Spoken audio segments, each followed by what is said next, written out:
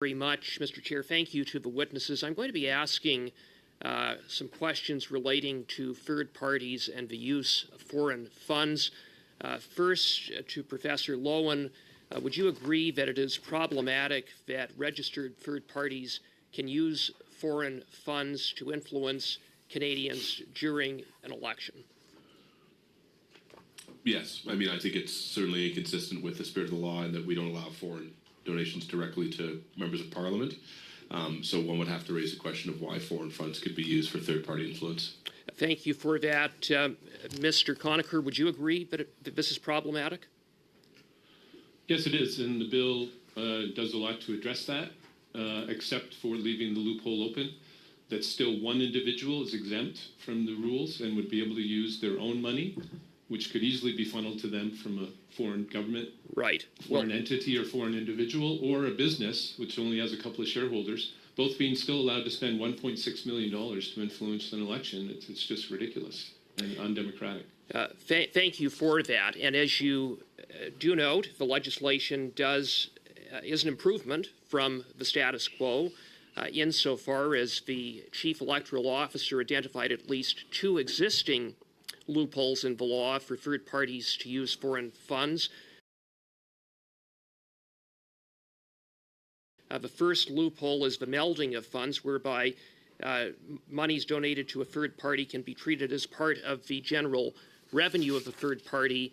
And a second loophole, as Mr. Conacher, you rightly noted, a third party can accept contributions from another entity that in turn collects contributions, and that can be used as a means to hide the actual source of funds. And this was what happened in the 2015 election when millions of dollars in U.S. money was funneled through a series of third parties that ended up in third parties such as Lead Now that used those foreign monies to influence Canadian voters. Now, as you note, Mr. Conacher, there is a loophole that is remaining in this bill, and that is that the requirement that third parties set up a separate bank account during the pre-writ and writ period and accept donations only from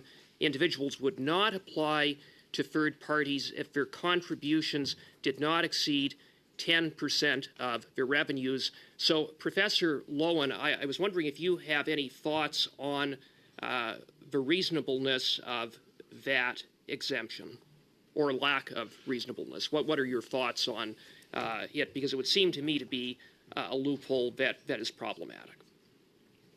Yeah, I think generally the trajectory of this legislation in Canada has been increasingly tightening third-party participation in elections.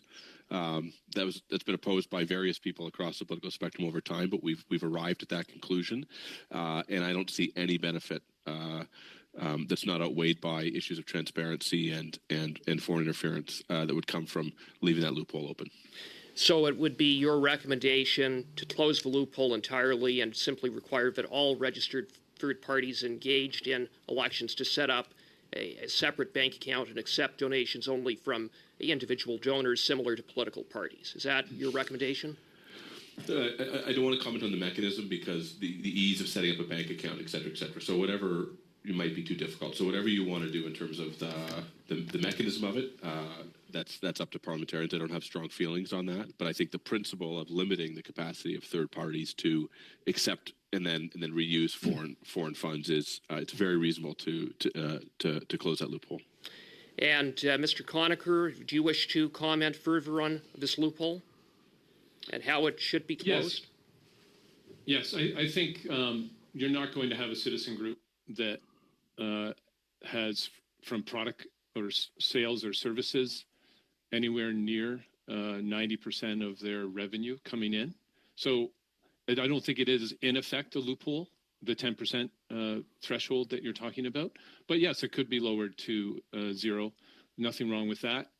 But there is something else that I should point out, which is it's only takes into account the bill that did you receive more than 10% of your revenue from contributions during the previous calendar year or fiscal year. You can choose. So that means the third party could receive the money anytime past the previous 12 months and be able to use it. And so you only have to establish that for 1 year and have those contributions for that 1 year. And so it really doesn't close the loophole. It just still allows for the funneling as long as it happens 12 months before the election occurs. Okay, thanks very much, Mr. Cooper.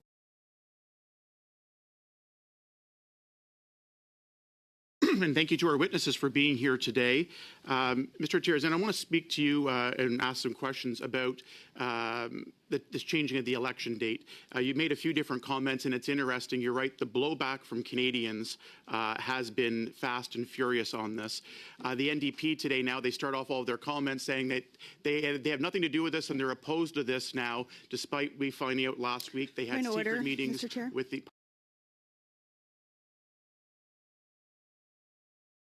Point of order. Okay, we've got a point of order from Ms. Barron here. Go ahead. Thank you, Mr. Chair. Point of order. The member knows full well that there is an amendment that was put forward that the NDP has stood up in the House of Commons. Thank you, Ms. Barron. Unfortunately, I can't accept that as legitimate on a point of order. Perhaps that's something that you and Mr. Duncan can discuss for clarification later, but I can't rule that as being out of order.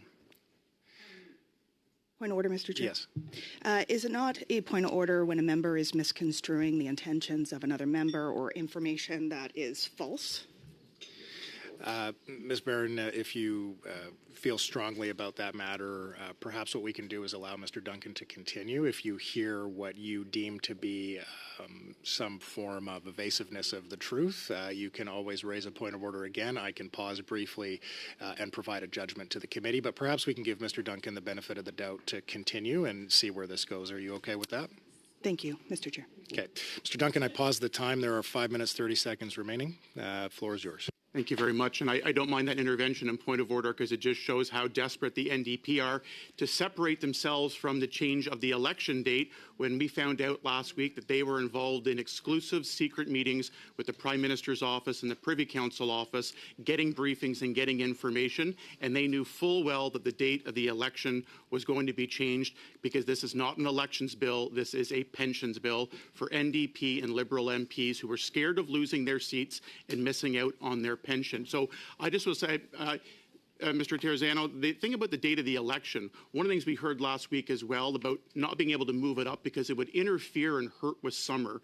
Do you just want to refute that to say that you think Canadians would be okay with an earlier election, including one that might start even before Labor Day or over the summer? Would that be okay? Well, thank you very much for your question. And, you know, there's 350 days between now and October the 20th, 2025. 350 days.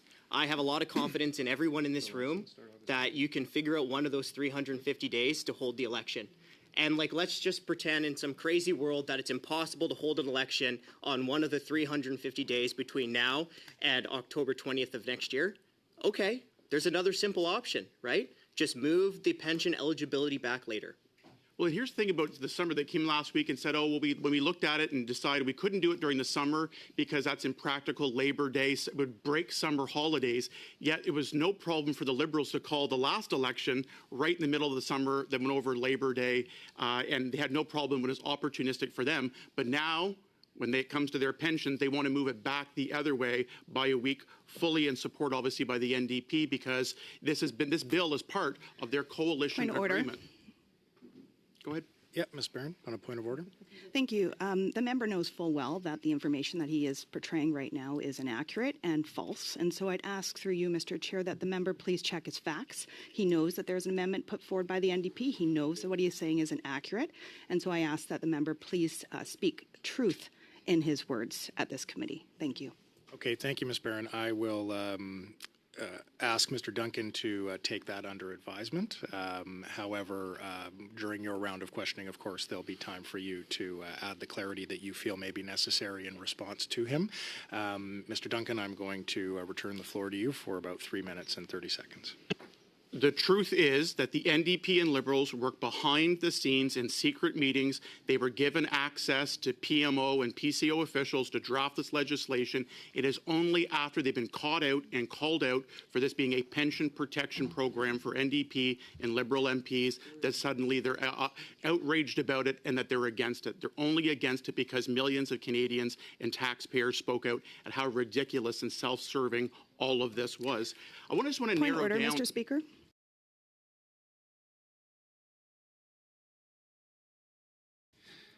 Yeah, Ms. Barron on a point of order. I apologize, Mr. Speaker. I definitely don't want to be interrupting the member when there's false information that's coming forward. It is, of course, my responsibility to Canadians that I am calling it out. I'm wondering, Mr. Chair, if it's possible for a point of order for us to clarify if there's an amendment that was put forward to the clerk dated in June that speaks exactly to this item being removed. So, Ms. Barron, unfortunately, we would be entering into debate at that point. I see Ms. Romanato on the same point of order. Thank you very much, Mr. Speaker. And on that point of order, I do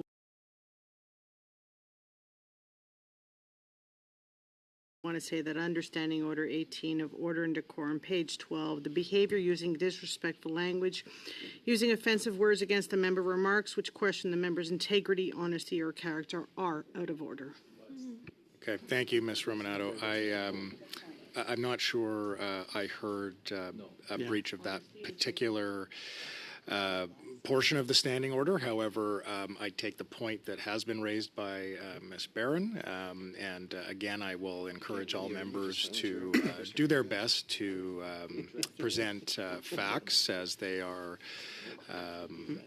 engaging in their remarks. So with that, we are going to return the floor to Mr. Duncan, who has about 3 minutes remaining. The NDP drafted this legislation with the Liberals, and only after it got tabled, only after they got caught, and the blowback was so severe that they finally go and say, well, we want to make some changes. It's problematic. Some bills are parts of the bill are problematic. It's problematic for them because they got caught. And I want to narrow down in here, as Conservatives, we oppose this bill every step of the way for exactly the reasons that we outlined. We're not here for our pensions. We're here for an election now, earlier, sooner rather than later. And we opposed this self-serving move that the Liberals and NDP voted for at second reading, and that's why we're here. I want to use your numbers just to clarify and make sure Canadians are clear on this. With the Liberals and NDP coming together with this bill, both of them voting for it to get it here to committee in the current form, based on the numbers you had said, would I be correct that if the election date was moved back a week, this would be about at least $42 million in a pension guarantee if Liberal and NDP MPs were defeated? Would that be accurate?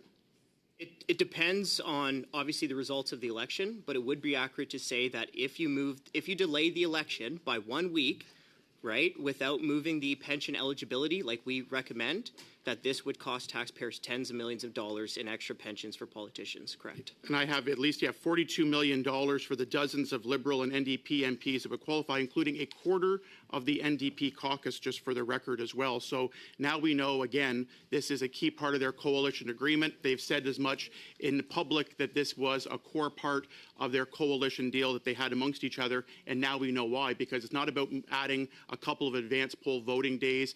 It's not about foreign interference and combating and closing loopholes, because we've heard from several witnesses as the bill that they proposed together, there still are many loopholes that exist and are not filled that way. So I think at the end of the day, when we go back to this, I think a key part of this is the NDP were complicit the entire time.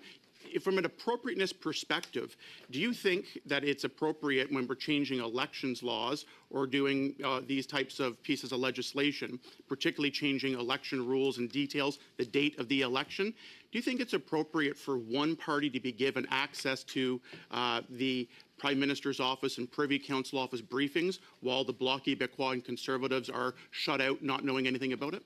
Well, I'm not going to weigh into the partisan here, situation. I'll just keep it very brief. But if the government wants to prove that this is about avoiding a religious holiday and not about more pensions for more politicians, either make the election earlier or make pension eligibility later.